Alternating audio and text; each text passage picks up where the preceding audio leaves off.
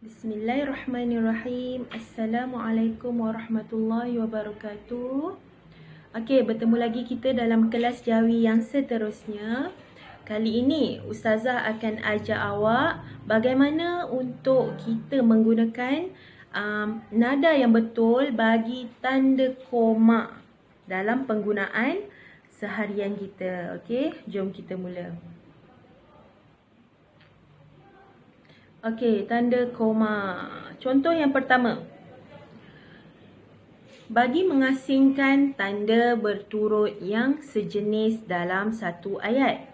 Okey, tanda koma yang pertama yang kita gunakan adalah untuk kita nak asingkan kata berturut yang sejenis dalam satu ayat. Okey, tengok contoh yang pertama. Umar, Ali, Hasan dan Husin. Umar, Ali, Hasan dan Husin. Okey, itu contoh penggunaan koma.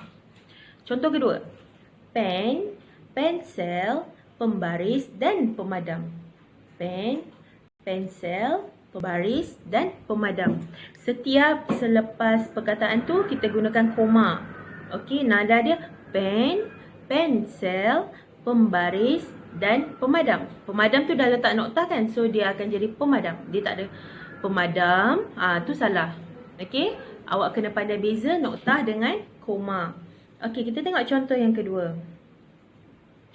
Tanda koma yang kedua digunakan untuk memisahkan unsur yang berbeza dalam satu ayat. Okey, dalam satu ayat ada dua unsur yang berbeza. Contoh yang pertama.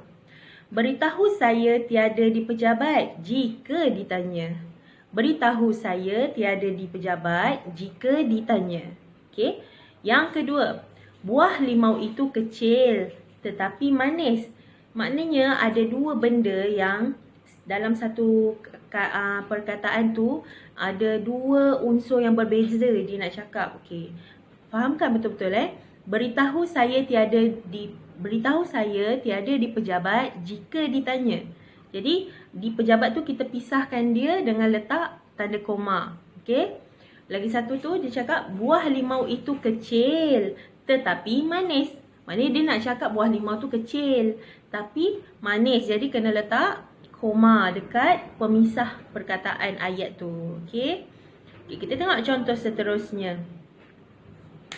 Okey, ini tanda koma yang digunakan selepas perkataan seru. Okey, tahu kan tanda seru? Yang ni. Allahuakbar. Sekejap. Lupa pula. Okey, sini. Inilah tanda seru. Ustazah dah tunjuk masa kelas first kali. Tanda-tanda bacaan. Okey. Jadi, sekarang ni kita akan guna koma tu pada ayat seruan. Okey, macam mana dia punya contoh? Tengok. Wah. Nampak? Wah, bagus bacaan taranum awak. Wah, ataupun awak boleh buat. Wah, bagus bacaan taranum awak. Okey, yang kedua. Amboi, cantik tulisan khat ini. Setiap kali lepas dia gunakan tanda seru tu, dia letak koma. Amboi, cantik tulisan khat ini. Macam tu. Okey. Tengok contoh yang ketiga. Tanda koma yang digunakan sebelum tanda pembuka kata. Okey. Contoh dia. Abang bertanya, adik hendak makan apa? Abang bertanya, adik hendak makan apa? Jadi sebelum abang tu nak tanya adik nak makan apa, awak kena letak tanda koma. Okey, tengok betul-betul dekat situ. Sorry, sekejap. Okey, ni koma yang kecil ni. Abang bertanya, adik hendak makan apa? Nampak? Yang kedua, sini ada lagi koma. Fatimah berkata, saya tidak hadir semalam kerana demam. Fatimah berkata, saya tidak hadir semalam kerana demam. Okey. Tengok seterusnya. Tanda koma yang ni kita gunakan selepas tanda penutup kata. Okey, tengok ayat contoh penutup kata dengan pembuka kata tu, nampak tak? Okey.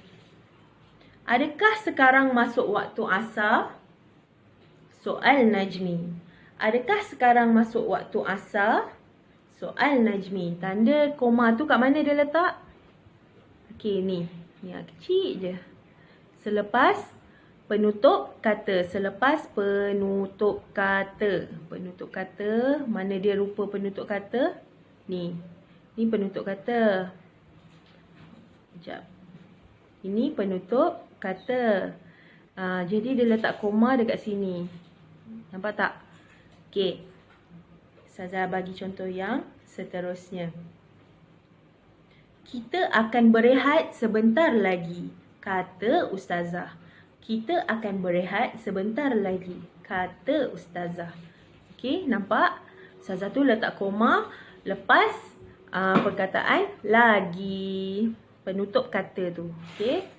Kita tengok seterusnya tanda koma. Untuk menandakan tempat berhenti. Okey, contoh. Berikan sampul ini kepada gurumu, Aminah.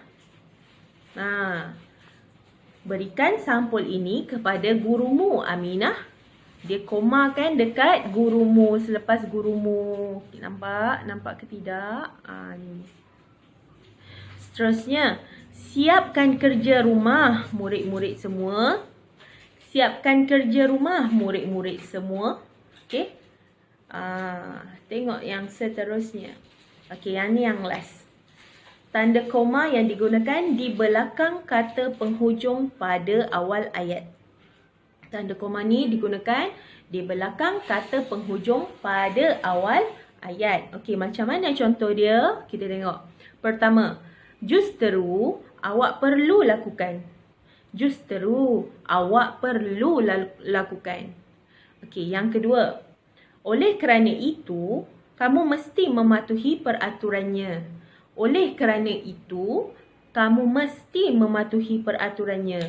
Ini yang digunakan di belakang. Dia kata di belakang kata penghujung pada awal ayat. Di belakang kata penghujung pada awal ayat. Maksudnya macam ni. Sekejap. Di belakang kata penghujung pada awal ayat. Nampak tak? Penghujung pada awal ayat. Macam tu cara nak guna koma tersebut. Okey. Cukup sampai sini dulu kelas kita untuk kali ni. Ustazah harap awak dapat bezakan macam mana nak guna tanda koma dengan tanda noktah. Noktah Ustazah dah ajar minggu yang lalu. Sekarang tanda koma. Semua contoh jelas Ustazah bagi dekat sini. Tolong rajin-rajin baca slide yang Ustazah bagi ni tak perlu salin. Nampak tak? Ustazah dah bagi slide ni untuk awak mudah baca. Tak pening nak baca dalam kitab. Awak baca je slide ni. Dah cantik-cantik dah Ustazah buat. Okey. Okey, sekian dulu untuk kali ni. Harap bermanfaat untuk awak semua. Assalamualaikum warahmatullahi wabarakatuh.